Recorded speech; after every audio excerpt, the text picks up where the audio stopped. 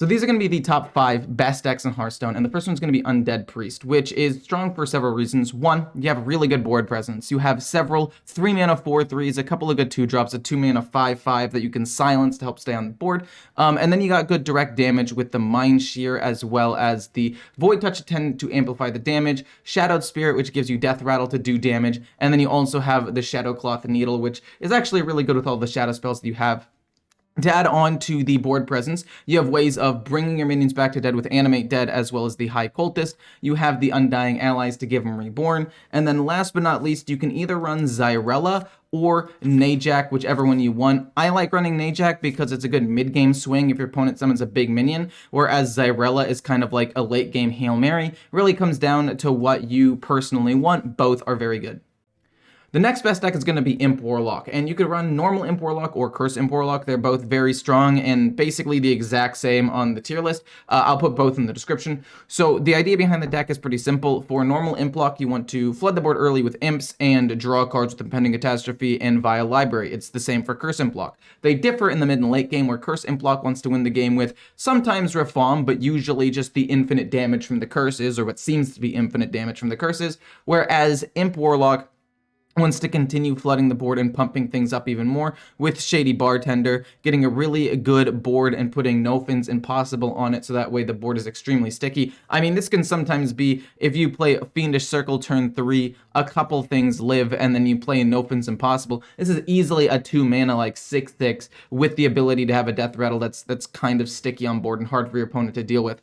And then the late game win condition is Sired Anathrius if you don't just run your opponent over with Imps. Next on the list is Pure Paladin. I think this is just the most basic, strongest deck on here. Like, it's very simple to play. I've had the highest results with this deck specifically because, honestly, if you're able to get out a couple of minions and get that momentum going, you can easily close games out turn 8 with the invitations. The only reason why it's a little bit lower is because sometimes if you get bad invitations and there's nothing you can do about it, you just lose to RNG. But other than that, I think this deck is actually the overall strongest in the game. It's got some decent 2-mana removal, essentially, that just sets a potentially giant minion to a 1/1 stat line, which you can trade into with something like a Silverhand Recruit. You got Hand Pump, you got decent draw, especially with the Purator now. I really just think this deck is phenomenal, and I would highly recommend it to anybody who's trying to pick up the game, especially for the first time. The next deck is going to be Aggro Mage, which it's not the highest win rate deck on this list, but I do think that it definitely deserves to be on here. You have insane damage with the Frozen Touch. You can sometimes win the game as early as turn 5, 6, or sometimes 7 because of the fact that you can infuse Frozen Touch, and this one card can essentially do 6 or 9 damage once you get it in your hand. Then you combine that with the fact that you have a ton of Arcane Bolts, you got some spell damage with Agwyn, then when she dies you go on a much cheaper minion for a potential combo, and the ability to discover multiple spells with the Alchemist as well as the Prismatic Elemental. You just got a lot of flexibility, and you got a lot of damage that can close out games very quickly. I was surprised by this deck. I didn't think it was going to be this strong because you don't really have that many minions, that much pressure, but things just add up over time and you just win. Next is Feral Demon Hunter. And this is probably the hardest deck on this list because you actually have to sometimes play a lot of cards in an individual turn. Sometimes you have to think multiple turns in advance and think, do I want to use my Unleash Fel now, or do I want to use it later to heal up more? Do I want to draw cards, or do I want to try to develop a board? There are things that you can do in this deck that definitely make it not just a straight line to play like some of the other decks on this list, but the idea behind the deck is pretty simple. You want to try to reduce the cost of Jace, Artificer, Kurtrus sometimes, or Bran, and try to play at least a couple of these cards in one big turn with some battle cries to finish off your opponent, because you can reduce their cost with the Relic of Dimensions. If that's not enough though, Relic of Dimensions hitting a ton of other things like Guild Trader, School Teacher, even Relic of Phantasms or the Nerubian Vizier, Lady Sin, all these things can be win conditions if you combo them enough. I mean, I've had turns where I did, I don't know, like 12 damage alone with Lady Steno, not to mention the damage from the spells themselves. So overall, this deck just has a lot of potential win conditions, but it is the hardest to play, so only play this if you're a little bit more experienced.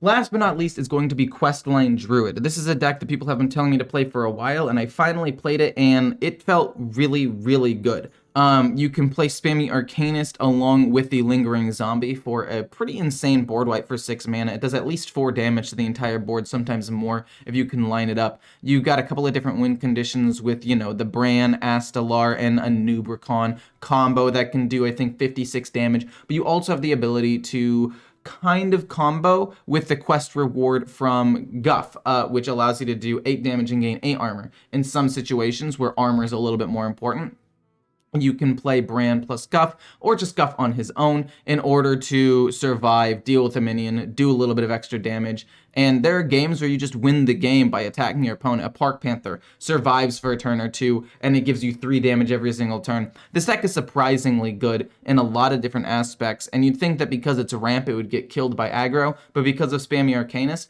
it really doesn't.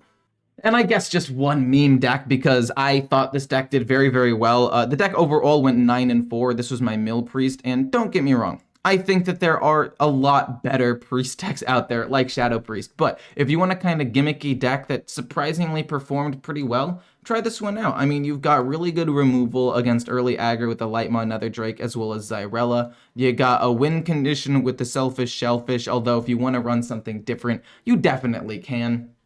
You got, again, removal with the Whispers of the Deep, along with the Selfish Shellfish, which keeps your opponent from drawing 2 cards early in the game, and then you eventually want them to draw cards later on when you combo, but in the early game, you don't want them to draw those cards. You can silence it, wipe the board turn 5, you got a ton of card draw, you got extra value with the Northshire Farmer, and if you want to run the new card ETC, you can definitely do that. I would recommend putting in an extra removal, an extra Assurant Ritual, and Northshire Farmer, depending on what you need in that given game. So anyway, I hope you guys enjoyed this tier list. These are the best decks. They didn't really change much from the last patch. I will say I think Questline Druid has risen up a little bit, and a couple of other decks have fallen off. But for the most part, the top 4 or 5 decks have remained the top 4 or 5 decks for quite some time now. And things really probably just won't change until the new expansion drops, which I thought ETC would maybe have a little bit more of an impact. And although it's a good card, I don't think that it alone is good enough to shake up the meta. I think it's a good complementary card for control decks and mid-range decks that need an extra option into certain matchups, but it's not strong enough on its own to make anything change, really. So overall, hope you guys enjoyed, and I will see you all in the next one.